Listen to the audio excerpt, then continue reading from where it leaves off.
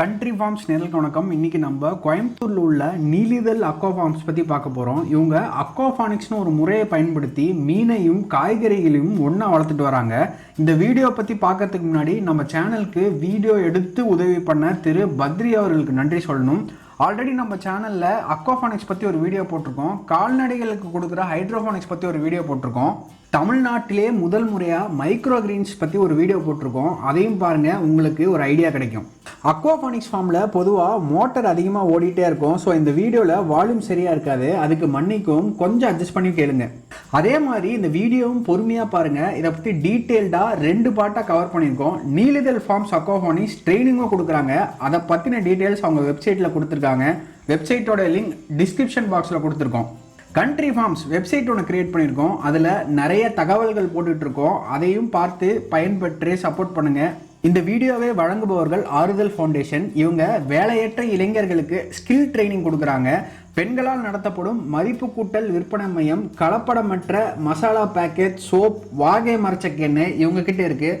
வாங்கி ட்ரை பண்ணி பாருங்கள். ஃபோன் நம்பர் டிஸ்கிரிப்ஷன் பாக்ஸில் இருக்குது. Number 1 irrigation system Erode. Hydroponics இயந்திரம், சொட்டு நீர் மற்றும் தெளிப்பு நீர் உபகரணங்கள் குறைவான விலையில் தரமாக இவங்க கிட்ட கிடைக்குது. ஃபோன் நம்பர் இந்த ஃபோட்டோவில் இருக்குது. டிஸ்கிரிப்ஷன் செக்ஷன்லேயும் கொடுத்துருக்கேன், கால் பண்ணி கேளுங்க. வணக்கங்க. நான் நிசார், நீலிதல் அக்வா ஃபார்ம்ஸ்லேருந்து பேசுகிறேன். ஸோ இது வந்து நானும் என் ஃப்ரெண்டு தினேஷ் ஆனந்த் 2 பேரும் சேர்ந்து பண்ணுறோங்க. கிட்டத்தட்ட 2013 பண்ணிகிட்ருக்குறோம். ஸோ இனிஷியலாக நான் ஆக்சுவலாக வந்து சாஃப்ட்வேரில் இருந்தேங்க. அவர் வந்து மெரைன் இன்ஜினியர். நான் யூஎஸில் இருந்தேன். அங்கே வந்து அக்வாபானிக்ஸ் வந்து நிறையா பண்ணிகிட்ருக்குறாங்க. ஸோ அங்கே எனக்கு பரிச்சயமானது தான் இந்த அக்வாபானிக்ஸ் மாடலுங்க. அப்போ அங்கே போயிட்டு நான் அங்கே இருக்கிற ஃபார்ம்ஸ்லாம் விசிட் பண்ணேன். தென் வாலண்டியரிங் ஒர்க் பண்ணியிருக்கிறேன். அதுக்கப்புறமா ஒரு சின்னதாக ஹோம் சிஸ்டம் மாதிரி ஒன்று போட்டு பார்ப்போம் அப்படின்னு சொல்லி ஒரு ட்ரையல் பார்த்தோம். அதில் ஓரளவுக்கு நல்லா வருது அப்படிங்கும்போது சரி இதையே நம்ம வந்து எடுத்து பண்ணக்கூடாது அப்படின்னு சொல்லிட்டு தான் 2014 வந்து இங்கே இந்தியாவில் வந்து ஃப்ரெண்டும் நானும் சேர்ந்து இங்கே ஒரு சின்ன சிஸ்டம் ஒன்று ஆரம்பிச்சோங்க. ஒரு 5 சென்ட்டில் ஆரம்பித்து ஒரு ட்ரையல் பார்த்தோம். ஃபுல் அண்ட் ஃபுல் வெறும் ரிசர்ச் மட்டுமே பண்ணுறதுக்காக இது பண்ணோம். நம்ம ஊர் கிளைமேட்டிக் கண்டிஷன்ஸுக்கு எப்படி வருது, இது எப்படி வளர்க்க முடியும், என்ன ஏதுங்கிறது எல்லாமே. ஸோ எங்களுக்கு கிட்டத்தட்ட ஒரு 1.5 வருஷம் அதில் ட்ரையல் பார்த்தோங்க. 2014 2015-16 வரைக்கும் நல்லா வருது. ஓகே, ஈல்டு எக்ஸ்பெக்டட் அளவுக்கு இருக்குது அப்படிங்கும்போது சரி இந்த மாடலாக கொண்டு போகலாம் அப்படிங்கிறதுக்காக டிசைட் பண்ணி 2016 நான் ஜாபை குவிட் பண்ணிட்டு வந்து அதுக்கப்புறம் இப்போ ஒரு 50 சென்ட்ஸில் அதுக்கப்புறம் கமர்ஷியல் ஸ்கேலில் ஆரம்பித்து பண்ணிட்டு இருக்கிறோங்க. இதில் டெக்னாலஜி அப்படின்னு பார்த்தோம்னா பேசிக்காக வந்து இயற்கை விவசாயத்தில் வந்து பண்ணுற அதே மாடல் தாங்க. பிரின்சிபல், ஃபண்டமெண்டல் பிரின்சிபல்னு பார்த்தோம்னா அதே தாங்க. என்ன அப்படின்னா மாட்டோட சாணம் வந்து மண்புழுக்கு வர சாப்பாடாகுது. மண்புழுவோட கழிவு வந்து நுண்ணுயிர்களுக்கு சாப்பாடாகுது. அந்த நுண்ணுயிர்கள் வந்து அந்த கழிவில் இருக்க மிச்ச சத்தை உடைச்சு வேருக்கு மூலிமா செடிங்களுக்கு கொடுக்குது. செடி மறுபடியும் வந்து மாட்டுக்கு உணவாகுது. இது வந்து உணவு சங்கிலிமாங்க, ஃபுட் சைக்கிள். இதே பிரின்சிபல் தான் இதுலேயுங்க, அக்வாபானிக்ஸ்லையும். ஸோ இங்கே என்னன்னா ஒரே விஷயம், மாடுக்கு பதிலாக மீன் வளர்க்குறோம். ஸோ மீனோட கழிவுலேருந்து எப்படி வந்து நம்ம உரமாக மாற்றுறோம், அதை எப்படி செடி யூஸ் பண்ணுது அப்படிங்கிறது தாங்க விஷயம். ஸோ மண்ணில் பண்ணுறதுலையும் பார்த்தீங்கன்னா நைட்ரஜன் சைக்கிள், இந்த அமோனியா, எனி ஃபீக்கல் சோர்ஸ், மாட்டோட சாணமாக இருந்தாலும் சரி, ஆட்டு கழிவு இருந்தாலும், மனித கழிவு எதில் இருந்தாலும் அமோனியாங்கிறது தான் ஒரு பை ப்ராடக்ட், ஒரு சோர்ஸுங்க. அந்த அமோனியாவை நைட்ரேட்டாக மாற்றுறது தான் nitrogen cycle. Ammonia to nitrate, nitrate to nitrate. ஓகேங்களா? இது வந்து பண்ணுறது நுண்ணுயிர்கள் தான். நைட்ரோசோமோனஸ் பாக்டீரியா, நைட்ரோபாக்டர் தான் வந்து காலனைஸ் ஆகி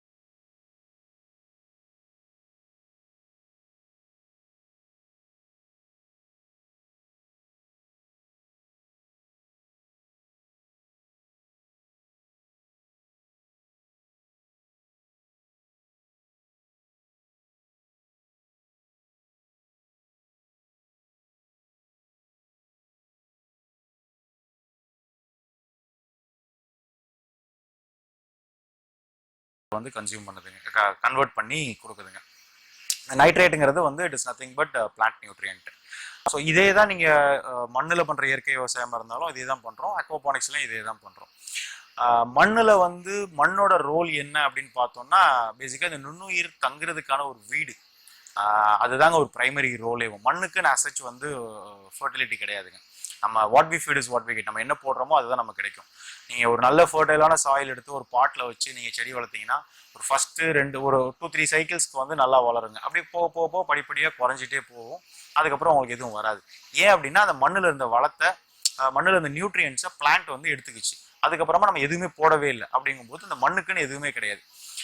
ஸோ நம்ம வந்து அங்கே அடிஷ்னலாக வந்து நியூட்ரியன்ஸ் ஆட் பண்ணணும், மாட்டு சாணமோ இல்லை வேறு ஏதோ ஒரு ஃபர்டிலைசரோ வந்து நம்ம ஆட் பண்ணணும். ஸோ அந்த ஃபர்டிலைசரை உடச்சி கன்வெர்ட் பண்ணி பிளான்ட் கன்சியூமபிள் ஃபார்மேட்டுக்கு கொடுக்கறது தான் வந்து பாக்டீரியாவோட வேலைங்க. ஸோ அதை பேஸ் பண்ணி தான் வந்து என்டையர் ஈகோசிஸ்டம், வேர்ல்டு ஈகோசிஸ்டமே நடக்குதுங்க. நம்மளோட ஸ்டொமக்லையும் டைஜஸ்டிவ் சிஸ்டம்ங்கிறது வந்து பாக்டீரியா தான், நுண்ணுயிர்கள் தான். ஸோ நுண்ணுயிர்கள் தான் வந்து இட் ரன்ஸ் த வேர்ல்டுங்க. ஸோ அதே விஷயம் தான் இங்கே நம்மளோட எக்கோசிஸ்டமில், அது நீங்கள் சாயிலில் பண்ணுறதா இருந்தாலும் சரி, அக்வாபானிக் சிஸ்டமாக இருந்தாலும் சரி, அந்த எக்கோசிஸ்டமில் குட் பாக்டீரியாஸ், டைவர்ஸ் பாக்டீரியால் பாப்புலேஷன் வந்து ஹெல்த்தியாக வச்சுருந்தோம்னா இயற்கை விவசாயங்கிறது ஒரு அருமையான விஷயங்க. பட் அதை வந்து எவ்வளோ ஈஸியாக மெயின்டைன் பண்ண முடியும் அப்படின்னு பார்த்தோம்னா மண்ணில் பண்ணுறதை விட இந்த மண் இல்லாமல் அக்வாபானிக்ஸில் பண்ணுறதுல வந்து நம்ம ஈஸியாக கொஞ்சம் கண்ட்ரோல்டாக பண்ண முடியுங்க. அந்த ஒரு அட்வான்டேஜ் இருக்குங்க. அது போக அக்வாபானிக்ஸோட அட்வான்டேஜ் அப்படின்னு எடுத்தோம்னா ஜென்ரலாக வந்து மண்ணில் பண்ணுற விவசாயத்தில் வந்து காய்ச்சலும் சொல்லுவாங்க. நீர் பாய்ச்சறது ஒரு பீரியடாக இருக்கும், அதுக்கப்புறம் ஒரு ட்ரை பீரியட் கொடுப்போம், காய விடுவோம், அதுக்கப்புறம் திருப்பி நீர் பாய்ச்சுவோம். ஸோ இது எதுக்கு அப்படின்னா பிளான்ட்டோட ரூட் சிஸ்டத்துக்கு வந்து ஆக்சிஜன் தேவைங்க. செடிகள், தாவரங்கள் வந்து கார்பன் டை ஆக்சைடை எடுத்துக்கிட்டு ஆக்சிஜனை விடுது அப்படிங்கிறது வந்து ஒன்லி ஃபார் த ஷூட் சிஸ்டம்ங்க. ரூட்டுக்கு வந்து ஆக்சிஜன் வந்து கண்டிப்பாக தேவைங்க. ஸோ அப்போ அந்த மாதிரி ரூட்டுக்கு வந்து எப்படி நம்ம கண்டினியூஸாக தண்ணி பாய்ச்சிட்டே இருந்தோம் அப்படின்னோம்னா மண்ணில் பண்ணுறதுல வேறு அழுகிடுங்க. ஏன் அப்படின்னா அதுக்கு தேவையான ஆக்சிஜன் வந்து போய் சேராது, தண்ணியை வந்து ஆக்சிஜன் பெனிட்ரேட் பண்ணி வெளியே போகாதுங்க. அதனால தான் வந்து ஒரு ட்ரை பீரியட் கொடுக்குறோம், ஓகேங்களா. ஸோ அப்போ எஃபெக்டிவாக பார்த்தீங்கன்னா அதுக்கு நியூட்ரியன், தண்ணி பாய்ச்சறதுல வந்து நம்ம என்ன பண்ணுறோம்னா நியூட்ரியன்ட் கொடுக்குறோம், ஓகே, பிளான்ட்டுக்கு தேவையான நியூட்ரியன்ஸ் கொடுக்குறோம். ஸோ அதுக்கு நியூட்ரியன்ட் இருக்கும்போது ஆக்சிஜன் இருக்கிறது இல்லை, ஆக்சிஜன் இருக்கும்போது நியூட்ரியன்ட் இருக்கிறது இல்லை. ஸோ எஃபிஷியன்சின்னு பார்க்கும்போது 50% தாங்க. வேறு அக்வாபானிக்ஸில் பார்த்தீங்கன்னா நம்ம தேவையான அளவு டிசால்வ்டு ஆக்சிஜன் வாட்டர்லேயே மெயின்டைன் பண்ணுவோம், அண்ட் தேவையான நியூட்ரியன்ஸும் எப்போதும் பிளான்ட்டுக்கு வந்து அவைலபிளாக இருந்துகிட்டே இருக்கும். ஸோ இதனால க்ரோத்து பார்த்தீங்கன்னா 2 to 3 times வந்து ஹையர் ஈல்டு ஃபாஸ்டர் க்ரோத்துங்க சாயிலோட வந்து கம்பேர் பண்ணும்போது. ஸோ இது ஒரு மேஜர் அட்வான்டேஜ். ஸோ கம்மியான இடத்துல அதிகமான விளைச்சலுங்கிறது ஒன்று. வாட்டர் கன்சர்வேட்டிவ், இதில் வந்து வாட்டர் மறுபடியும் ரீசைக்கிள் பண்ணிக்கிட்டே இருப்போம், ஓகேங்களா. மீன் வளர்த்து அந்த கழிவு ப்ராசஸ் பண்ண வாட்டர் பிளான்ட்டுக்கு போயிட்டு திருப்பி மறுபடியும் ஃபிஷ்ஷுக்கே வந்துடுங்க.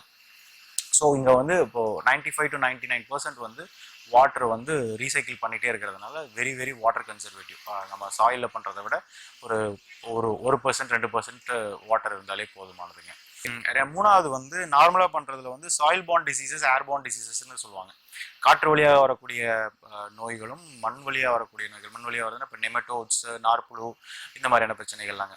இங்கே வந்து மண்ணே இல்லை அப்படிங்கிறதுனால உங்களுக்கு வந்து அந்த மண் வழியாக வரக்கூடிய ப்ராப்ளங்கள் வந்து உங்களுக்கு அப்படியே எலிமினேட் ஆகிடுவாங்க. 50% ப்ராப்ளம் வந்து அதிலே வந்து சால்வ் ஆகிடுதுங்க. அதுக்கப்புறம் மண் இல்லை, ஸோ களை கிடையாது. களை வளர்கிறதுக்கான வாய்ப்புகள், களை வந்து 100% கிடையாதுன்னு சொல்ல முடியாது. கம்பேரிட்டிவ்லி வந்து இதில் வந்து 1% இல்லை ஒரு 0.5% வந்து இருக்குங்க. அதை நம்ம என்ன மாதிரியான க்ரோபெட் யூஸ் பண்ணுறோங்கிறத பொறுத்து. களை எடுக்கிற வேலை கிடையாது, நீர் பாய்ச்சுற வேலை கிடையாது, இந்த மாதிரியான விஷயங்கள்லாம் கிடையாது. More of automated system, high yield, high productive, water conservative model. மீனும் இருக்குது, ஒரு வருமானம் இருக்குது. காய்கறி மூலியமாகவும் ஒரு வருமானம் இருக்குது. ஸோ டபுள் இன்கம்ங்கிறதும் வந்து இருக்குங்க. இது வந்து காய்கறி பிளான்டேஷனுக்கும் அக்வாபானிக்ஸ்க்கும் உள்ள கம்பேரிஷன். ஃபிஷ் சைடில் அப்படியே எடுத்துக்கிட்டோம்னா நார்மலாக நீங்கள் பண்ணக்கூடிய முறையில் மீன் வளர்க்குறீங்க இல்லை வேறு ஏதாவது ஒரு மாடலில் வளர்க்குறீங்க அப்படிங்கும்போது அதை விட இது வந்து ஒரு அட்வான்டேஜஸ் மாடலுங்க. அக்வாபானிக்ஸ்ங்கிறதே வந்து ரீசர்க்குலேட்டிங் அக்வாகல்ச்சர் சிஸ்டம், ராஸ், அதோடையும் ஹைட்ரோபானிக்ஸ் ரெண்டோட காம்பினேஷன் தான் வந்து அக்வாபானிக்ஸுங்க. ஸோ ரேஸ்லையும் பார்த்தீங்க, வெறும் ரேஸ் மட்டும் வச்சுருக்கிறீங்க, மீன் வளர்ப்பு மட்டும் நீங்கள் பண்ணுறீங்க அப்படின்னா அதில் வந்து இதே ப்ராப்ளம் வருங்க. இந்த அமோனியா நைட்ரேட் வந்து பில்ட் ஆகுது இல்லையா, மீனோட கழிவுலேருந்து அமோனியா கிரியேட் ஆகுங்க. இந்த அமோனியா வந்து மீனுக்கு கெடுதிங்க. ஸோ இந்த அமோனியாவை நைட்ரேட்டாக மட்டும் கன்வெர்ட் பண்ணுவோம், ரேஷில் வந்து கன்வெர்ட் பண்ணுவாங்க. பட் இந்த நைட்ரேட் ரிச் வாட்டரும் ஒரு பீரியடுக்கு அப்புறமா கெடுதியாக ஆரம்பிக்குங்க. நீங்கள் அதாவது செடி வளர்க்கலை அப்படின்னா அதே தண்ணியை வந்து ரீயூஸ் பண்ணிட்டு இருக்கும்போது, ஓகேங்களா. அப்போ நம்ம இதுக்கு வந்து அப்போ அந்த ப்ராப்ளத்துக்கு என்ன பண்ணுவாங்கன்னா நீங்கள் ரேஸ்லையும் வந்து வாட்டர் எக்ஸ்சேஞ்ச் பண்ணுற மாதிரி இருக்குங்க. இல்லை பயோஃப்ளாக் மாடலில் பண்ணீங்கனாலும் வாட்டர் எக்ஸ்சேஞ்ச் பண்ணுற மாதிரி இருக்கும். வேற இங்கே நம்ம வந்து அந்த நைட்ரேட் ரிச் வாட்டரை வந்து பிளான்ட்டுக்கு அனுப்பிச்சு பிளான்ட் கன்சியூம் பண்ணிட்டு பியூர் வாட்டர் திருப்பி மறுபடியும் ஃபிஷ்ஷுக்கு கொடுக்கறதுனால உங்களுக்கு அந்த ப்ராப்ளமும் கிடையாதுங்க. சடன் பிஹெச் ஃப்ளக்சுவேஷன்ஸு இந்த மாதிரியான விஷயங்கள் ரிஸ்க் ஃபேக்டர்ஸ் இது எதுவுமே வந்து அக்வாபானிக்ஸில் கிடையாதுங்க. இதெல்லாம் அட்வான்டேஜஸ் ஆஃப் அக்வாபானிக்ஸ். அப்போ ஒரு ஹோம் சிஸ்டம் மாடலில் வந்து சின்னதாக பேசிக் மாடலில் நம்ம பண்ணும்போது வந்து ஏன் அந்த அளவுக்கு வர மாட்டேங்குது அப்படின்னு பார்க்கும்போது பார்த்தீங்கன்னா கமர்ஷியல் சிஸ்டமில் வந்து இந்த ஃபில்ட்ரேஷன் சிஸ்டம் எல்லாம் பிரிக்கிறாங்க.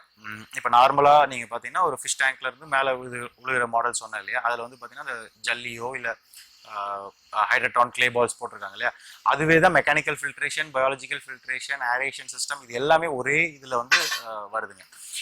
பட் அது வந்து ஒரு இனிஷியல் பீரியடுக்கு வந்து ஓகே. பட் ஆஃப்டர் ஒரு 3 months 6 months போனதுக்கப்புறம் பார்த்தீங்கன்னா உங்களுக்கு அனரோபிக் ஜோன்ஸ் ஃபார்ம் ஆகி நிறைய கண்டாமினேஷன்ஸ் ப்ராப்ளம்ஸ் வந்து நடக்குங்க. பட் அப்போதான் நான் இப்போ கமர்ஷியல் சிஸ்டம் எடுத்து பார்க்கும்போது இந்த ஃபில்ட்ரேஷன் சிஸ்டமை 3 இதாக பிரிக்கிறாங்க. மெக்கானிக்கல் ஃபில்ட்ரேஷன் தனியாக, பயாலஜிக்கல் ஃபில்ட்ரேஷன் தனியாக, அண்ட் ஏரேஷன் சிஸ்டம் இதெல்லாம் வந்து தனித்தனியாக வந்து இது பண்ணுறாங்க. ஸோ அப்படி பண்ணும்போது எஃபெக்டிவாக பண்ண முடியுது. ஸோ அந்த மாடலை எடுத்து கமர்ஷியல் ஒரு மாடலை எடுத்து ஒரு ஹோம் சிஸ்டத்துக்குள்ளே கொண்டு வரலாம் அப்படின்னு சொல்லிட்டு ஒரு 10x10 ஒர்க் அவுட் பண்ணவங்க. ஸோ அது ஒர்க் அவுட் பண்ணும்போது பயங்கர சக்ஸஸ்ஃபுல்லாக வந்தது. ஈஸி டு ஆப்ரேட்டாக வந்து வீட்லேயுமே வந்து பண்ண முடிஞ்சதுங்க. ஸோ அப்போ அதில் பண்ணும்போது ஈல்டு எல்லாமே நல்லா இருந்தது. ஆக்சுவலாக நாங்கள் அந்த காய்கறி நான் விளைய வச்சு அதை சாப்பிட்டதுக்கு அப்புறம் தான் எனக்கே ஒரு டிரான்ஸ்ஃபர்மேஷன். அப்போ நம்ம இவ்வளோ நாளாக கடையில் சாப்பிட்டு இருந்தது என்ன அப்படிங்கிற மாதிரி ஒரு ஃபீலிங் வந்துருச்சுங்க. ஏன்னா அவ்வளோ தூரத்துக்கு டேஸ்ட் டிஃப்ரென்ஸ் வந்து இருக்குது. ஸோ அப்போது இந்த அளவுக்கு இப்போ டேஸ்ட் டிஃப்ரென்ஸ் வந்து ஆர்கானிக் இதில் கொடுக்க முடியுது. ஈல்டும் வந்து நார்மலாக மண்ணில் பண்ணுற விவசாயத்தில் வந்து ஆர்கானிக்காக பண்ணாலும் அவ்வளோ ஈல்டு இருக்காதுங்கிறது ஒரு ஜென்ரலான கன்சர்னாக இருக்குதுங்க. பட் ஆக்சுவலாக அப்படி இல்லைங்க. ஒரு ப்ராப்பரான ஆர்கானிக் மெத்தடில் பண்ணோம்னா நார்மலாக பண்ணுற, அதாவது சிந்தட்டிக் ஃபர்டிலைசர்ஸ் யூஸ் பண்ணுற ப்ரொடக்ஷனை விட நீங்கள் ஹையர் ஈல்டு எடுக்க முடியுங்க. இது மண்ணுலையும் சரி, அக்வாபானிக்ஸாக இருந்தாலும் சரிங்க. அதுலேயுமே நீங்கள் மண்ணோட கம்பேர் பண்ணும்போது அக்வாபானிக்ஸில் இன்னும் டபுள் த டைம் வந்து எடுக்க முடியுங்க. ஸோ அப்போ நம்ம நல்லா வருது அப்படிங்கும்போது சரி, இது நான் யூஎஸ்ல இருந்தேன். அப்போ அங்கே ட்ரை பண்ணி பார்த்தோம். அங்கே எல்லாமே இது பார்த்தீங்கன்னா mostly developed in US and western கண்ட்ரீஸுங்க. அங்கே இருக்கிற அவங்களோட என்விரான்மெண்டல் கண்டிஷன்ஸுக்கும் அவங்களோட வாட்டர் பேராமீட்டர்ஸ்க்கும் ஏற்ற மாதிரி தான் வந்து அவங்க ரிசர்ச் பண்ணி கண்டுபிடிச்சிருக்காங்க. இவ்வளோ அயன் ஆட் பண்ணணும், இல்லை இந்த மாதிரி ஃபீடிங் ரேஷியோ கொண்டு வரணும், இந்த மாதிரி ஃபிஷ் தான் வளர்க்கணும், இந்த மாதிரி கிராப்ஸ் தான் போடணும் அப்படிங்கிறதெல்லாம். நம்ம ஊர் காய்கறிகளையும் நம்ம ஊர் மீன் வகைகளையும் வந்து அவங்க எக்ஸ்பெரிமெண்ட் பண்ணுறதுக்கான வாய்ப்புகள் கிடையாதுங்க. அப்போது சரி, நம்ம ஊரில் இது எப்படி வருது அப்படிங்கிறத நம்ம மெயினாக பார்க்கணும். ஏன்னா அங்கே வந்து வாட்டர் பேராமீட்டர்ஸ் கம்ப்ளீட்லி டிஃப்ரெண்ட், இங்கே வாட்டர் பேராமீட்டர்ஸ் கம்ப்ளீட்லி டிஃப்ரெண்ட்டுங்க. ஸோ இங்கே பண்ணி பார்க்கணும் அப்படிங்கும்போது ஒரு 5 சென்ட்டில் பண்ணுவோம் ஆரம்பிப்போம் அப்படின்னு சொல்லிட்டு அப்போது நானும் ஃப்ரெண்டும் சேர்ந்து அப்புறம் அவர் இங்கே இருந்தார், அவர் இங்கேருந்து அதை பண்ணோங்க. ஸோ 5 சென்ட்டில் ஆரம்பித்து நம்மளோட வாட்டர் பேராமீட்டர்ஸ்க்கு எப்படி வருது என்ன ஏதுன்னு சொல்லிட்டு. ஸோ அதில் ஆரம்பத்தில் சில டிஃபிகல்ட்டிஸ் எல்லாம் இருந்ததுங்க. பிஹெச் ஆல்ட்ரேஷன்ஸ் பண்ணுறது, பிஹெச் வந்து ஃப்ளக்சுவேட் ஆகுறது, இந்த மாதிரியான விஷயங்கள்லாம் இருக்குது. ஸோ அதெல்லாம் கிட்டத்தட்ட ஒரு 1.5-2 வருஷம் வந்து ஃபுல்லாக ரிசர்ச் பண்ணி அதில் எப்படி நம்மளோட லோக்கல் இதை வச்சு எப்படி ஆல்ட்ரு பண்ணி கொண்டு வர முடியும்னு சொல்லிட்டு அதெல்லாமே பண்ணணும். நல்ல ஈல்டு, நல்ல ப்ரொடக்ஷன், ஸோ நல்லா வருது அப்படிங்கிறதுக்கு அப்புறம் தான் நான் ஜாவை குவிட் பண்ணிட்டு வந்து அதுக்கப்புறம் 50 சென்ட்ஸில் ஆரம்பிச்சோங்க. இப்போ இது என்ன சைஸில் ஆரம்பிக்கிறது? 5 சென்ட்டில் ஆரம்பிக்கலாமா, 10 சென்ட்டில் ஆரம்பிக்கலாமா, இல்லை 50 சென்ட்டில் தான் ஆரம்பிக்கணுமா? ஏன்னா இது வந்து ப்ராஜெக்ட் வந்து கொஞ்சம் காஸ்ட் இன்டென்சிவ் ப்ராஜெக்ட்டுங்க. கேபிட்டல் காஸ்ட் வந்து கொஞ்சம் ஜாஸ்தி வரும். பட் லாங்கர் ரன்னில் நீங்கள் பார்க்கும்போது வந்து it is more productive and more ப்ராஃபிட்டபிள்ங்க. அந்த மாதிரி தான் நம்ம வந்து இதை பார்க்கணும். சில புதிய விஷயங்கள் வந்து ஆரம்பத்தில் காஸ்ட் ஜாஸ்தியாக இருக்கிறதுக்கான இதுகள் வந்து அதுதாங்க. ஸோ அப்போ அப்படி பண்ணும்போது நாங்கள் என்ன ஒரு பிஸ்னஸ் ஸ்ட்ராட்டஜி எடுத்தோம் அப்படின்னா, சரி நம்ம இதை வந்து மார்க்கெட்லேயோ நீங்கள் ஹோல்சேல்லையோ கொண்டு போனீங்கன்னா உங்களுக்கு பெரிய லெவல் இது வந்து நாங்கள் அக்வாபானிக்ஸுக்குன்னு இல்லைங்க, இயற்கை விவசாயம் பண்ணி, ஏன்னா தரமான பொருள் தயாரிக்கிறோம் இயற்கை விவசாயம் பண்ணி, அந்த பொருளை வந்து அதை கரெக்டாக வேணும்னு விரும்பி பார்க்குறவங்க இருக்கிறாங்க, வாங்குறவங்க இருக்கிறாங்க, அவங்கள தேடி போய் கொடுப்போம். இதை பொது மார்க்கெட்லேயோ இல்லை ஒரு இதுலேயோ கொண்டு போய் வைக்கும்போது வந்து அதுக்கான வேல்யூ வந்து கிடைக்கிறது இல்லை. ஸோ அதனால பொது மார்க்கெட்டில் கொடுக்குற ஐடியாக்குள்ளே போகாமல் எங்களுக்கு யூஎஸ்லாம் பார்த்தீங்கன்னா அண்ட் வெஸ்டர்ன் கண்ட்ரீஸ்லையும் வந்து கம்யூனிட்டி ஃபார்மிங்னு இருக்குங்க. என்னன்னா இப்போ ஒரு ஏரியா இருக்குது, ஒரு ஊர் இருக்குது, ஒரு கிராமம் இருக்குன்னா அதில் ஒரு ஃபார்மர் இருப்பார், ஒரு லாட் இருக்கும். அந்த ஃபார்மர் ஒரு ஏக்கர்லையோ 2 ஏக்கர்லையோ விவசாயம் பண்ணுவார்.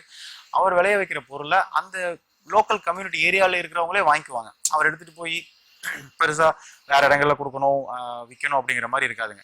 சிறு குறு விவசாயிகளுக்கான ஒரு நல்ல ஒரு விஷயங்கிறது வந்து இந்த கம்யூனிட்டி ஃபார்மிங். ஸோ அதை வந்து இங்கே நம்ம எஸ்டாப்ளிஷ் பண்ணுறதுக்கு ட்ரை பண்ணலாம் அப்படிங்கிறதுக்காக தான் ஒரு பிஸ்னஸ் மாடல் ஒர்க் அவுட் பண்ணோம். என்ன அப்படின்னா, நம்மளை சுற்றி இங்கே ஒரு விர்ச்சுவல் கம்யூனிட்டி, இவங்களுக்கு வந்து வாரம் தேவையான காய்கறிகள், மீன், சப்ளை பண்ணுற மாதிரிங்க. மார்க்கெட்டில் வந்து தக்காளி விலை கூடுனாலும் குறைஞ்சாலும் இங்கே ஒரே விலை தான். என்ன காரணம் அப்படின்னா, நார்மலாகவே வந்து இந்த டிமாண்ட் அண்ட் சப்ளையில் வந்து பெரிய குழப்பம் இருக்கிறதுனால தான் தக்காளியோட விலை வந்து ஏறுறதும் எந்த காய்கறியோட விலையுமே ஏறுறது இறங்குறது நடக்குதுங்க. பட் ஒரு விவசாய பொறுத்தளவுக்கு அதை விளைய வைக்கிறதுக்கான முயற்சிங்கிறது அதே தாங்க. அது நீங்கள் நாற்று நட்டு விளைய வச்சு காய் காய்ச்சி பூ பூத்து காய் காய்ச்சி கனியாக்கி அதை நீங்கள் உங்களுக்கு மார்க்கெட்டில் கொண்டு வர்றதுக்கான அந்த உழைப்புங்கிறதும் அந்த முயற்சிங்கிறதும் அதே தாங்க. ஆனால் ஒரு 3 மாதம் பார்த்தீங்கன்னா 5 ரூபாய்க்கு விற்கும், ஒரு 3 மாதம் பார்த்தீங்கன்னா 70 ரூபாய்க்கு விற்கும். ஸோ இந்த மாதிரி போகக்கூடாது அப்படிங்கிறதுக்காக தான் வந்து வருஷம் ஃபுல்லாக ஃபிக்ஸட் ப்ரைஸ் அப்படிங்கிற ஒரு இதில் வந்து போனாங்க. ஸோ இது இப்போ எங்களுக்குன்னு அதை எங்களை சுற்றி இருக்கிற அந்த ஒரு 150 ஃபேமிலி எங்களுக்காக இது பண்ணுறவங்க மட்டும் கொடுக்கும்போது எங்களோட கவனம் முழுக்க முழுக்க வந்து ஒரு தரமான பொருளை விளைய வச்சு கொடுக்கணுங்கிறதுல கவனம் இருக்குமே தவிர மார்க்கெட்டிங்குள்ளே போகணுங்கிற ஒரு இது இருக்காது. ஸோ அவங்களுக்கும் வந்து வருஷம் ஃபுல்லாக ஒரு நோன் ஃபார்மர்ட்ட இருந்து வாங்குறோம் அப்படிங்கும்போது வருஷம் ஃபுல்லாக ஒரே விலைக்கு வந்து அவங்களால வாங்க முடியுதுங்க. இது வந்து எக்ஸ்பெரிமெண்ட் பண்ணி பார்க்கலாம் அப்படின்னு ட்ரை பண்ணும்போது ஆக்சுவலாக பயங்கர நல்ல ரெஸ்பான்ஸுங்க. இன்ஃபேக்ட் எங்களுக்கு டிமாண்டு தான் ஜாஸ்தி இருக்குது. பட் நாங்கள் ஸ்லோவாக க்ரோ ஆகணும் அப்படிங்கிறதுக்காக கொஞ்சம் பொறுமையாக தான் வந்து இன்க்ரீஸ் பண்ணிட்டு இருக்கிறோம். இப்போதைக்கு வந்து ஒன்லி பை ரெஃபரல் மட்டும்தான் அந்த குரூப்புக்குள்ளே நாங்கள் ஆட் பண்ணுறோங்க. ஜென்ரல் மார்க்கெட்டிங்கோ இல்லை அட்வர்டைஸ்மெண்ட்ஸோ வந்து எதுவுமே நாங்கள் வந்து பண்ணுறது கிடையாது. ஆர்கானிக்காக ஒரு குரூப் ஃபார்ம் ஆகி எஸ்டாப்ளிஷ் ஆகி வரும்போது அது ஒரு லாங்கர் ரன்னுக்கு ஸ்டேபிளாக வந்து இருக்கும் அப்படிங்கிறது எங்களோட எண்ணங்க. ஸோ அதை பேஸ் பண்ணி தான் இப்போது 50 சென்ட்டில் வந்து நாங்கள் பண்ணிகிட்ருக்கோம். ஸோ இது என்னைக்கு அந்த 100-150 குரூப்புக்கு வந்து கண்டினியூஸாக முடிச்சு நாங்கள் அடுத்த லெவல் போகும்போது அடுத்து ஃபர்தர் எக்ஸ்பேன்ஷனுக்கு வந்து போவோம். பொதுவாக எந்த தொழில் பண்ணாலும் அதுக்கு உண்டான ரிட்டர்ன்ஸ் கால்குலேட் பண்ணுவாங்க. நீங்கள் ஹோம் பேஸ்ட் பண்ணியிருக்கீங்க, மினி ரிசர்ச் மாதிரி 5 சென்ட்டில் பண்ணியிருக்கீங்க, 50 சென்ட்டில் பண்ணியிருக்கீங்க. ஸோ எவ்வளோ இன்வெஸ்ட் பண்ணியிருக்கீங்க, அதுக்கான ரிட்டர்ன்ஸ் எப்படி இருக்குது? இதை பியூராக பிஸ்னஸாக பார்க்குறதா இல்லை ஒரு சர்வீஸ் ப்ளஸ் பிஸ்னஸாக பார்க்குறதா? உங்களோட முதல் கேள்விக்கு வந்து ஹோம் சிஸ்டமை பொறுத்தளவுக்கு வந்து அதில் என்ன மாதிரி யாருக்கு நான் வந்து ரெக்கமெண்ட் பண்ணுறேன் அப்படின்னா, ஜென்ரலாக வந்து நம்மளோட அதாவது உலகத்தில் போகிற பாப்புலேஷன் இன்க்ரீஸுக்கு வந்து எல்லாரோட உணவு தேவையையும் ஒரு குறிப்பிட்ட மக்கள் மட்டும், அதாவது விவசாயிகள் மட்டுமே வந்து பூர்த்தி செய்ய முடியாதுங்க. ஏன்னா நீங்கள் ரிசர்ச் பண்ணி பார்த்தீங்கன்னா தெரியும், கோயிங் ஃபார்வர்டு வந்து ரொம்ப அக்ரெசிவாக போயிட்டுருக்குங்க. ஃபுட் செக்யூரிட்டிங்கிறதுல வந்து ரொம்ப வீக் ஆகிட்டே இருக்குது வேர்ல்டு வைடேவும். இப்போது நம்மளால் எதெல்லாம் விளைய வச்சு நம்மளால் சாப்பிட்டுக்க முடியுமோ அதை நம்ம வந்து பண்ணணும். அந்த மாதிரியான ஒரு சூழ்நிலைக்கு தான் வந்து நம்ம தள்ளப்படுவோம். இந்த ஃபியூச்சர் நெக்ஸ்ட் 15 to 20 இயர்ஸில் வந்து இது நடக்க போகிற ஒரு விஷயம் தாங்க. இது வந்து ஃபியூச்சர் லாங்கர் விஷன் இருந்து பார்க்குறவங்களுக்கு. பட் அது தவிர ஜென்ரலாக எனக்கு இப்போ நிறைய பேர் வந்து எங்ககிட்டையும் வந்து ஒரு வைக்கிற டவுட், ஒரு கொஸ்டின் என்ன அப்படின்னா, ஆர்கானிக்கு தான் வேணும், நம்ம ஹெல்த்தியாக உள்ளதுக்கு வந்து ஆர்கானிக் ஃபுட் தான் வேணும் அப்படின்னு முடிவு பண்ணிட்டோம், ஆர்கானிக் காய்கறி தான் வாங்கணும்னு முடிவு பண்ணிட்டோம். பட் அங்கங்கே நிறைய ஆர்கானிக் ஸ்டோர் ஓப்பன் ஆகுது, அவ்வளோ ப்ரொடக்ஷன் பண்ண முடியாதுன்னு சொல்கிறாங்க. இப்போ இவங்க கொடுக்குறதெல்லாம் உண்மையிலேயே ஆர்கானிக்கா? எப்படி நாங்கள் வந்து இது நம்புறது? எப்படி வந்து தெரியும் இதுக்கு வந்து எதுவுமே பண்ண முடியலையே அப்படிங்கிற ஒரு கேள்வி வந்து இருக்குங்க. இதுக்கு நாங்கள் ஜென்ரலாக சொல்கிறது வந்து 2 விஷயங்க. ஒன்று வந்து know where your food grows, உங்கள் உணவு தயாராகும் இடத்தை தெரிந்து கொள்ளுங்கள். பேசிக்காக என்னென்னா, உங்களுக்கு தெரிஞ்ச ஒரு ஃபார்மர்ட்ட இருந்து, இயற்கை விவசாயம் பண்ணுற ஒரு ஃபார்மர்ட்ட இருந்து நேரடியாக வாங்குறதுக்கான ஒரு வழிமுறையை என்னென்னு தேடுங்க. உங்களுக்கு வந்து அது கண்டிப்பாக கிடைக்கும். ஸோ அந்த ஒரு இதை வந்து எஸ்டாப்ளிஷ் பண்ணுற ஒரு முயற்சியாக தான் இந்த கம்யூனிட்டி ஃபார்மிங்குங்க. ஸோ இந்த ஒரு 150 ஃபேமிலிக்குள்ளே கொடுக்குறது அப்படிங்கிறது. இப்போ எங்ககிட்ட வாங்குற எல்லாருக்கும் வந்து அவங்களுக்கு தெரியும் அவங்களோட தக்காளி எங்கேருந்து வருது, அவங்களோட கீரை எங்கேருந்து வருது, மீன் எங்கேருந்து வருதுங்கிறது. எங்களோட ஃபார்முக்கும் வந்து விசிட் பண்ணுவாங்க. விசிட் பண்ணி நாங்கள் என்கரேஜ் பண்ணுறோம். ஸோ வந்து பாருங்கள் நாங்கள் என்ன பண்ணுறோம், என்ன மாதிரி நம்ம மெத்தட் கல்டிவேட் பண்ணுறோம், என்னென்னலாம் வந்து பண்ணுறோம் அப்படிங்கிறதையும் வந்து பார்ப்பாங்க. ஸோ இது வந்து ஒரு கஸ்டமருக்கும் ஒரு ஃபார்மருக்கும் வந்து ஒரு நல்ல ரிலேஷன்ஷிப் வந்து எஸ்டாப்ளிஷ் பண்ணுங்க. அந்த மியூச்சுவல் கமிட்மெண்ட் இருக்கும்போது வந்து தப்பு நடக்கிறதுக்கான வாய்ப்புகள் ரொம்ப கம்மியாகுதுங்க. இது ஒன்று. அதே மாதிரி ஒரு சில காய்கறிகள் மட்டும் வந்து நம்ம வந்து வீட்டில் விளைய வச்சுக்கணுங்க. ஸோ அப்போது நம்ம வந்து ஈஸியான ஒரு மெத்தட் அடாப்ட் பண்ணி நம்மளோட சொந்த காய்கறிகளை விளைய வச்சுக்கிற ஒரு முயற்சியும் வந்து இருக்கணுங்க.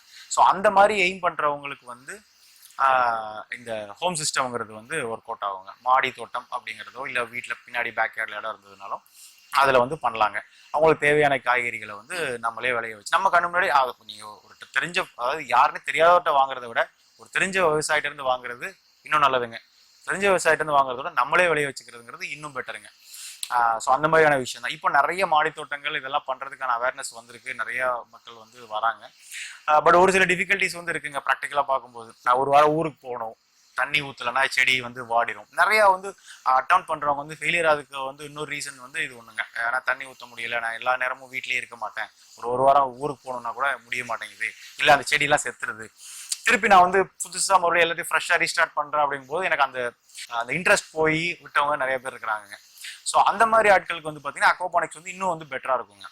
ஏன்னா இதுக்கு வந்து நீங்கள் வாரக்கணக்காக தண்ணி ஊற்றலைனாலும் ப்ராப்ளம் ஆகாது. ஏன்னா இது மோஸ்ட்லி ஒரு ஆட்டோமேட்டட் சிஸ்டம்ங்க. அதுக்கு தேவையான வாட்டரிங்கை வந்து ஆட்டோ டாப் அப் பண்ணுற மாதிரி பண்ணியிருப்போம். ஃபிஷ்ஷுக்கு வந்து ஃபீட் போடணும். பட் மீனை பொறுத்தளவுக்கு பார்த்தீங்கன்னா நீங்கள் ஒரு வாரம் 10 நாள்லாம் வந்து ஊருக்கு போகிறீங்க அப்படின்னா ஃபீடிங் போடலைனாலும் ஒன்றும் பெரிய லெவலில் பாதிப்பு ஏற்படாதுங்க. ஒரே ஒரு விஷயம், அந்த பவர் சப்ளை மட்டும் நம்ம வந்து ஒரு யூபிஎஸ் சிஸ்டமில் கொடுத்துட்டோம்னா அது பாட்டுக்கு எஸ்டாப்ளிஷ் ஆகி போயிட்டே இருக்குங்க. ஸோ இது வந்து ஹோம் சிஸ்டம் மாடலுங்க. என்னோட காய்கறி தேவைகளில் ஓரளவுக்கு நானே பூர்த்தி செஞ்சுக்கிறேன் அப்படின்னு நினைக்கிறவங்களுக்கு வந்து வருங்க. ஒரு 15க்கு 15 இடம் இருந்தாலே போதும், அழகான ஒரு அக்வாபானிக்ஸ் ஹோம் கார்டன் வந்து பண்ணிடலாங்க. இதுக்கு வந்து ரஃபாக வந்து பார்த்தீங்கன்னா ஒரு 60,000 70,000 காஸ்ட் ஆகுங்க. நான் சொல்கிறது அக்வாபானிக் சிஸ்டத்துக்கு மட்டுங்க. இதுக்கு மேலே நம்ம க்ரீன் ஷேடு போடுறோம், கவர் பண்ணுறோம் அப்படிங்கிறது வந்து செப்பரேட் ஆகும். அக்வாபானிக் சிஸ்டத்துக்கு மட்டும் பார்த்தீங்கன்னா ஒரு 60,000 to 70,000 வந்து ஒரு ரஃப் காஸ்ட் ஆகுங்க. பட் நமக்கு வந்து கண் முன்னாடி இயற்கை முறையில் நல்ல விதமாக விளைஞ்ச காய்கறிகள் கிடைக்கிது அப்படிங்கிறது தான் வந்து இதில் வந்து விஷயங்க. அடுத்த செக்மெண்ட் பார்த்தீங்கன்னா அந்த 5 சென்ட் 10 சென்ட்ல அந்த மாதிரி பண்ணுறதுங்க. 5 சென்ட் 10 சென்ட் இப்போ பெரிய ஃபேமிலியாக இருந்தது அப்படின்னா நீங்கள் 5 சென்ட் 10 சென்ட்ல பண்ணுற மாதிரி பண்ணலாம். ஒரு ஆப்ஷன், உங்கள் வீட்டு தேவைகளுக்கு தேவையான காய்கறிகளை அப்படி இருக்கிறவங்க வந்து அதை சூஸ் பண்ணலாம். அப்படி இல்லை, எனக்கு வந்து இதில் ஒரு ஐடியா இருக்குது, ஃபியூச்சரில் வந்து நான் அக்வாபானிக்ஸ் வந்து ஒரு கமர்ஷியல் ஸ்கேலில் இப்போ நாங்கள் பண்ணுற மாதிரி 50 சென்ட்லையோ 1 ஏக்கர்லையோ பண்ண போகிறோம். பட் இனிஷியலாக நான் அவ்வளோ தூரத்துக்கு போக விரும்பலை, நான் இது உண்மையிலே எப்படி வேலை செய்யுது, நாங்கள் ட்ரையல் பார்த்தோம்லே அது மாதிரி வந்து நீங்கள் ஒரு ரிசர்ச் பண்ணணும் அப்படின்னா ஒரு 5 சென்ட் 10 சென்ட்ல வந்து போடலாங்க. ஸோ 5 சென்ட் 10 சென்ட்ல போடும்போது நீங்கள் உங்களுக்கான தேவைகளை பூர்த்தி பண்ணது போக எக்ஸஸ் அமௌண்ட் கண்டிப்பாக இருக்குங்க. அதை வந்து ஒரு லோக்கல் லெவலில் நீங்கள் மார்க்கெட்டிங் பண்ணி அதை வந்து சேல்ஸ் பண்ணிக்கலாங்க. பட் அதுலேருந்து ஒரு நிலையான ஒரு நிரந்தரமான வருமானம் வந்து எந்த அளவுக்கு வரும் அப்படிங்கிறது ஒவ்வொருத்தரோட தேவையை பொறுத்துங்க. ஒரு 10,000 ரூபா வருதுன்னா 10,000 ரூபா மாதத்துக்கு வந்து எனக்கு பத்துமா பத்தாதாங்கிறது வந்து ஒவ்வொருத்தருக்குமான மாறுபட்ட விஷயங்க. அந்த மாதிரி தான். ஆனால் என்ன அப்படின்னா ஒர்க் லோடுன்னு பார்த்தீங்கன்னா நீங்கள் ஒரு 10 சென்ட்ல போட்டாலும் அதே ஒர்க்கு தான், 50 சென்ட்ல போட்டாலும் அதே ஒர்க்கு தாங்க. பெரிய மாற்றங்கள் வராது. ஒரு பேசிக் ஒரு எம்ப்ளாயி உங்களோட சூப்பர்வைஷனில் வந்து பண்ணும்போது நீங்கள் 10 சென்ட்ல பண்ணாலும் அதே எஃபர்ட் தான், 50 சென்ட்ல பண்ணாலும் அதே எஃபர்ட் தான். ஸோ அந்த மாதிரியான ஒரு இது இருக்குங்க. அப்போது அந்தளவுக்கு கான்ஃபிடன்ஸ் இருந்தது அப்படின்னா கொஞ்சம் பெரிய ஸ்கேலில் வந்து போகிறது வந்து பெட்டருங்க. 50 சென்ட்டில் பெரிய இதில் எல்லாம் போகும்போது வந்து ஒரு நான் ஜென்ரலாக சொல்கிறது வந்து கிளியரான ஒரு மார்க்கெட்டிங் ஸ்ட்ராட்டஜி வச்சுக்கோங்க. நான் விலையை வச்சுட்டு அதை எடுத்துகிட்டு போய் நான் விளைஞ்சதுக்கு அப்புறமா நான் கொடுக்குறேன் அப்படிங்கிற ஒரு விஷயத்துக்குள்ளே போகாதீங்க. நான் சொல்கிறது என்ன, நீங்கள் என்ன உங்களோட மார்க்கெட்டிங் ஸ்ட்ராட்டஜி என்ன. இப்போ நாங்கள் பண்ணுறது வந்து ஒரு மாடலுங்க. நீங்கள் அதை எடுத்து பண்ணலாம். அப்படி இல்லைன்னா சூப்பர் மார்க்கெட்டுக்கு சப்ளை பண்ணலாம். இல்லைன்னா ரெஸ்டாரண்ட்ஸ் இருக்குது, ரெஸ்டாரண்ட்ஸில் கேட்குறவங்களுக்கு காய்கறிகள் நேரடியாக சப்ளை பண்ணலாம். ஃபைன் டைன் ரெஸ்டாரண்ட்ஸ் இருக்குது, ஸ்டார் ஹோட்டல்ஸ் இருக்குது. இது மாதிரி ஒரு மார்க்கெட்டிங் ஸ்ட்ராட்டஜி. இவங்களுக்கு தான் விற்க போகிறோம், இந்த ப்ரைஸுக்கு விற்க போகிறோம், இவ்வளோக்கு விற்றோம்னா இவ்வளோ ப்ராஃபிட் நம்ம கிடைக்கும், அதுக்கு என்ன ப்ரொடக்ஷன் வேணும், 500 கிலோ 600 கிலோ மாதம் மீனில் வந்து ஒரு 500 கிலோ 200 கிலோ ஏதோ ஒரு நம்பர்ஸ், அதை ஒரு டார்கெட்டாக வச்சுக்கிட்டு அந்த டார்கெட்டை அச்சீவ் பண்ணுறதுக்கு எவ்வளோ பெரிய சிஸ்டம் வேணும், அதை எப்படி அச்சீவ் பண்ணுறது அப்படிங்கிற ஒரு இதில் போங்க. ஒரு கமர்ஷியல் இதில் போகணும் அப்படின்னா டெஃபினட்டாக வந்து ஒரு கிளியர் மார்க்கெட்டிங் ஸ்ட்ராட்டஜியோட ஆரம்பிச்சிங்கன்னா தான் உங்களுக்கு வந்து கரெக்டாக வருங்க. இது அக்வாபானிக்ஸுக்கு இல்லை, மண்ணில் பண்ணுற விவசாயம் இருந்தாலும் எல்லாத்துக்குமே பண்ணுறதுங்க. உங்களோட அடுத்த கேள்வி வந்து ரிட்டர்ன் ஆன் இன்வெஸ்ட்மெண்ட் வந்து கேட்டீங்க. இதை பிஸ்னஸாகவே பார்க்குறதா இல்லை சர்வீஸாக பார்க்குறதா அப்படின்னு சொல்லிட்டு. இதை வந்து சர்வீஸ் ப்ளஸ் பிஸ்னஸாக தாங்க பார்க்கணும். விவசாயங்கிறது வெறும் சர்வீஸாக மட்டுமே கன்சிடர் பண்ணிட்டே இருந்தோம்னா விவசாயிகளோட நிலைமை மாறாதுங்க. அந்த பிஸ்னஸ் ஸ்ட்ராட்டஜிங்கிறது மிஸ் ஆகிறதுனால தான் விவசாயிகளோட தோல்விகள் ஜாஸ்தி இருக்குங்க. இது எங்களோட வியூ பாயிண்ட்டுங்க. ஸோ கண்டிப்பாக இதை பிஸ்னஸாகவும் பார்க்கணும். அதுக்காக பியூர் பிஸ்னஸாகவும் நீங்கள் பார்க்க முடியாதுங்க. ஒரு ஃபேக்ட்ரி வச்சிருக்கிறேன், ஒரு இது வச்சிருக்கிறேன், அந்த மாதிரி கிடையாது. இது சர்வீஸ் அண்ட் பிஸ்னஸ் ரெண்டுமே கலந்துருக்குங்க. சரியான லாபம், சரியான விலை, சரியான தரமான பொருள் அப்படிங்கிற ஒரு கான்செப்டில் தான் வந்து இதை கொண்டு போய் ஆனுங்க. ஸோ மார்க்கெட்டிங் ஸ்ட்ராட்டஜியும் இது ரொம்ப முக்கியம், தரமான பொருள் கொடுக்குறதும் ரொம்ப முக்கியங்க. நீங்கள் 3 லெவல் ஆஃப் சிஸ்டம் சொன்னீங்க. இப்போது தக்காளின்னு பார்த்துட்டிங்கன்னா ஒரு மாதம் ரேட் அதிகமாக இருக்கும், ஒரு மாதம் ரேட் கம்மியாக இருக்கும். பிகாஸ் நார்மல் அக்ரிகல்ச்சரில் வந்து ஒரு சீசனுக்கும் ஒரு காயின் இருக்கும். அதுக்கு ஏற்ற மாதிரி ப்ரொடக்ஷன் வந்து இயற்கையாகவே அதிகமாக இருக்கும், இல்லாட்டி கம்மியாக இருக்கும்.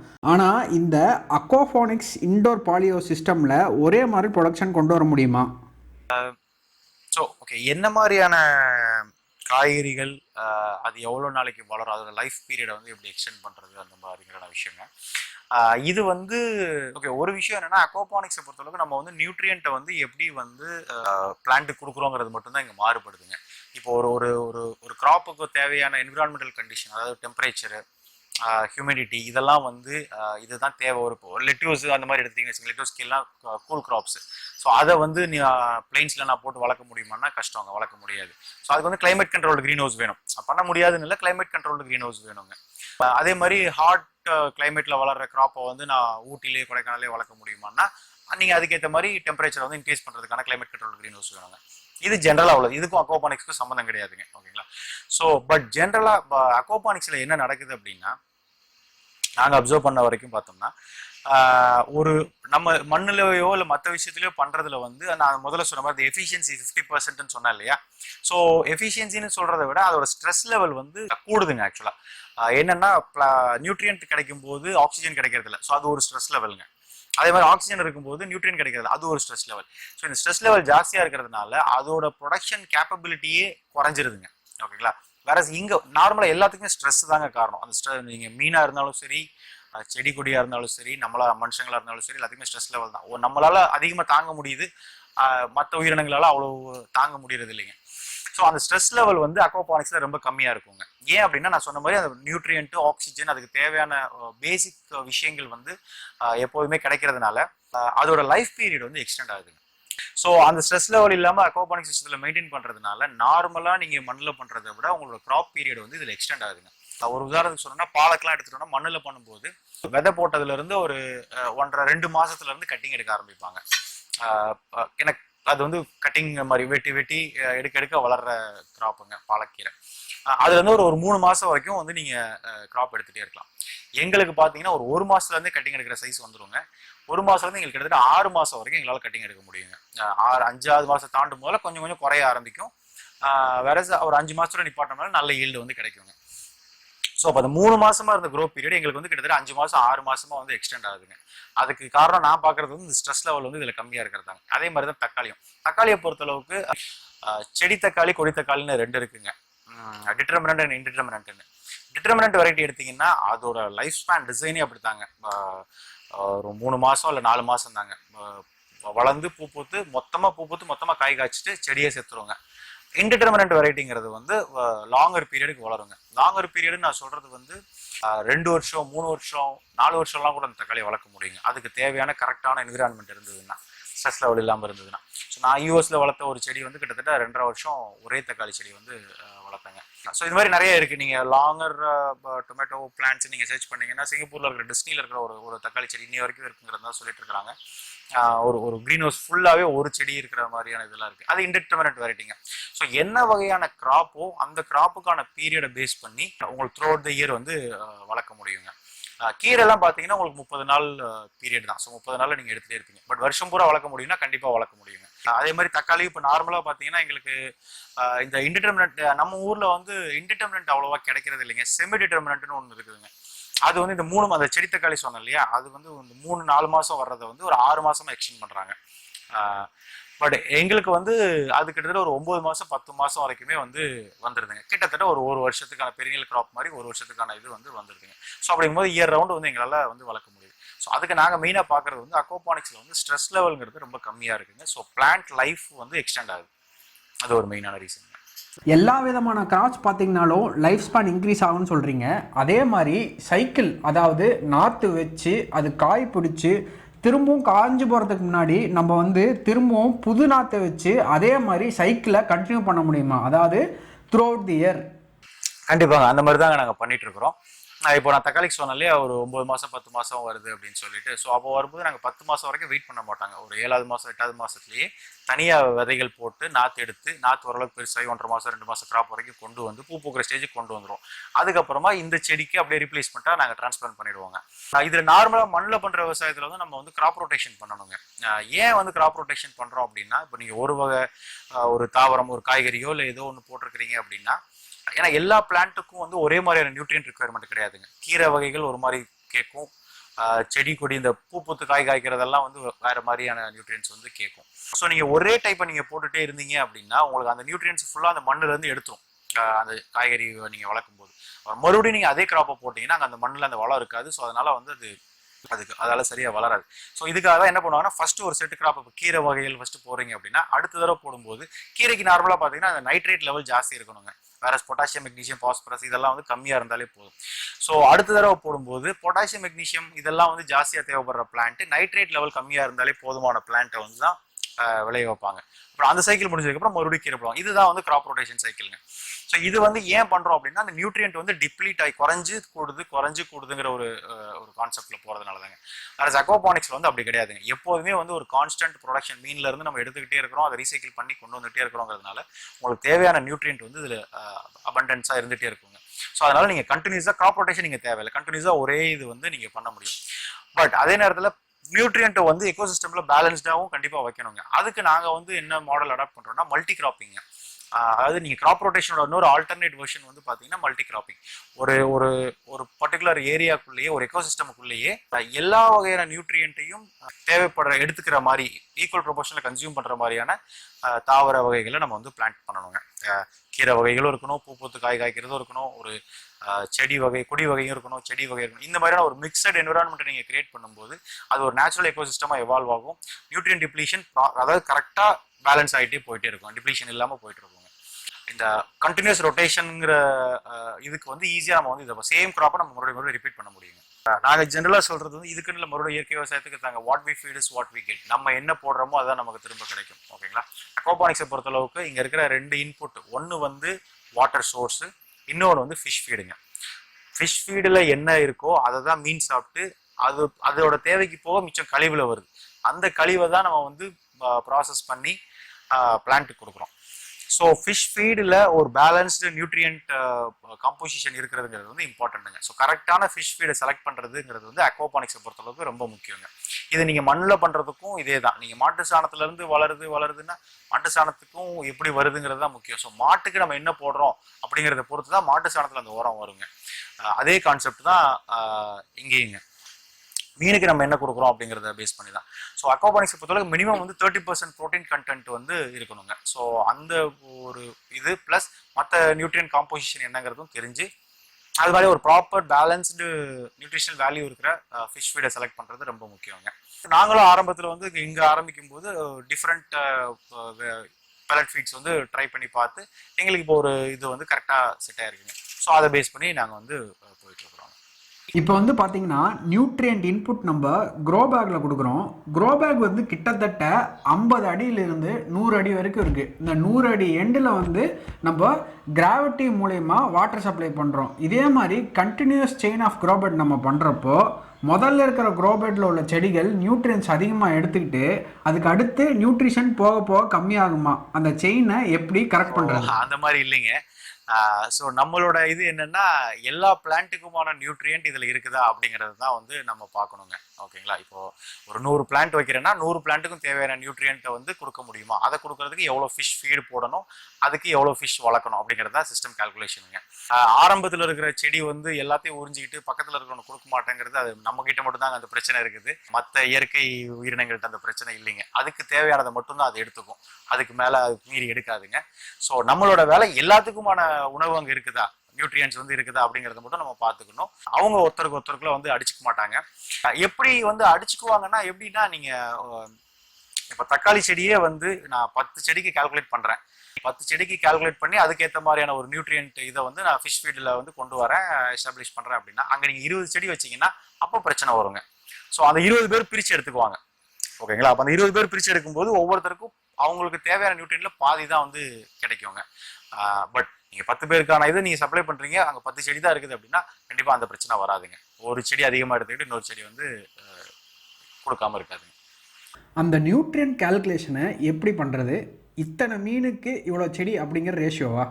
ஸோ அதுதாங்க சிஸ்டம் டிசைன் கால்குலேஷனுங்க.